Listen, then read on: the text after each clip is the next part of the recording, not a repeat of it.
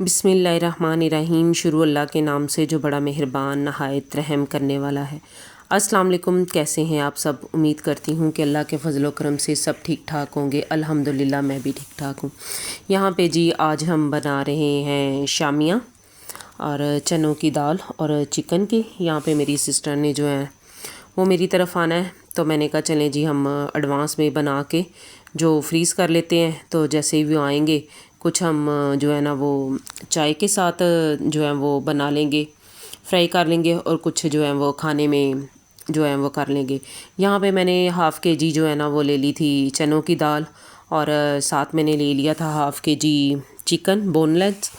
और ये जो मैं स्पेशल नहीं, जब भी चिकन आता है तो उसमें से मैं तीन तीन चार चार पाँच पाँच करके इस तरह जो है ना वो पीस निकाल लेती हूँ, क्योंकि बोनलेस जो होते हैं ना वो बच्चे मेरे खाते नहीं हैं। क्योंकि अक्सर वो जब खाते हैं ना तो वो दांतों में जो है ना वो मतलब वो फंस जाते हैं, तो वो फिर खाते नहीं, तो इसलिए फिर मैं उनको निकाल लेती हूँ।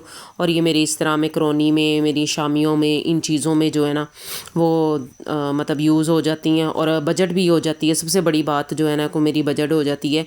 और जब मर्ज़ी जो है ना मैं आराम से जो है कोई गेस्ट आना हो या ख़ुद भी कभी दिल करे या घर के लिए शामियाँ बना के फ्रीज़ करनी हो, तो मैं तो आराम से जी बना लेती हूँ। स्पेशल भी नहीं कि जो हम जी चिकन लाएंगे तो फिर हम बनाएंगे।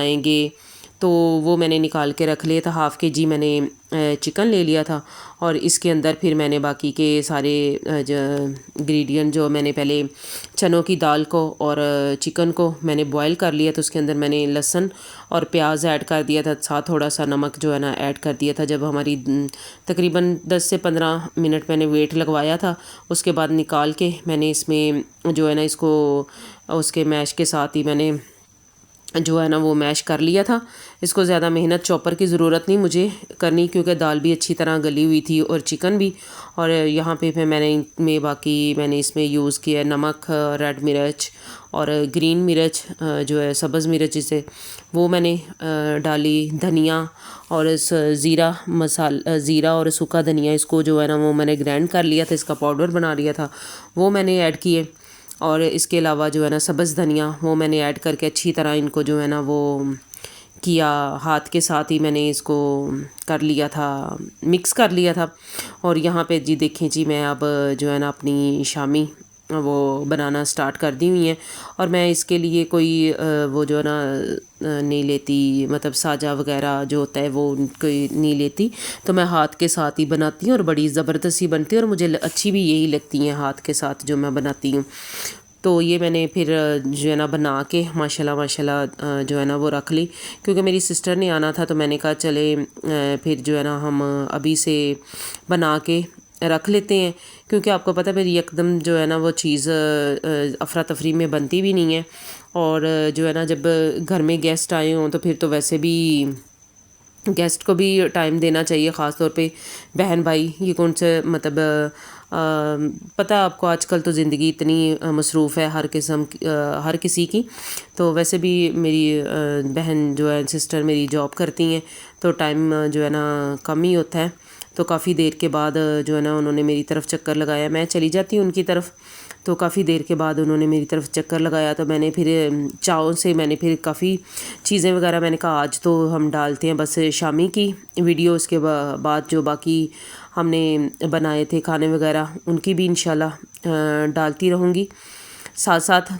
और यहाँ पे शामी जो है मेरी तकरीबन जो है ना वो बन गई थी, और बहुत ही सिंपल और आसान रेसिपी, और कोई मुश्किल नहीं है, और आराम से बना के आप फ्रीज़ भी इसको कर लें, और जैसे ही कोई गेस्ट वगैरह आए आप चाय के साथ भी जो है फ्राई करके रख दो, और बड़ा अच्छा लगता है। एक दो मेन्यू हो जाता है, बिस्किट हो गए, शामियाँ हो गई। तो इस तरह के ये मैंने सारी माशाल्लाह आपके सामने बना के जो है वो मैंने रख ली हैं। और अब मैं इसको जो है ना एक जो अक्सर मैं अपने मेरे पास ये एक डिब्बा है, तो इस डिब्बे में मैं ज़्यादा इसी में ही जो है ना वो सेव कर लेती हूँ।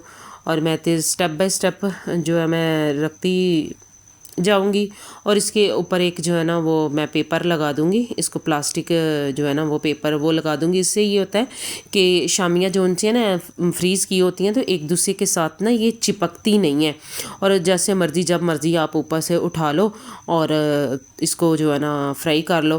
तो कुछ देर पहले निकाल के मैं तो उसी टाइम निकालती हूँ और 2 मिनट के लिए जो है ना वो ओवन में रखती हूँ, और साथ ही ये इसकी बर्फ़ जो मतलब हुई होती हैं, हार्ड हुई होती है, फ्रीज़ हुई होती हैं, साथ ही ये मेल्ट हो जाती है। इतनी मज़े की उसी टाइम आप इसको फ्राई करें।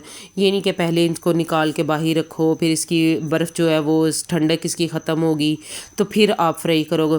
आप निकालो, निकाल के 1 मिनट या 2 मिनट इसको ओवन में लगवाओ और आप आराम से इसको उसी टाइम जो है ना आप इसको फ्राई कर सकते हो।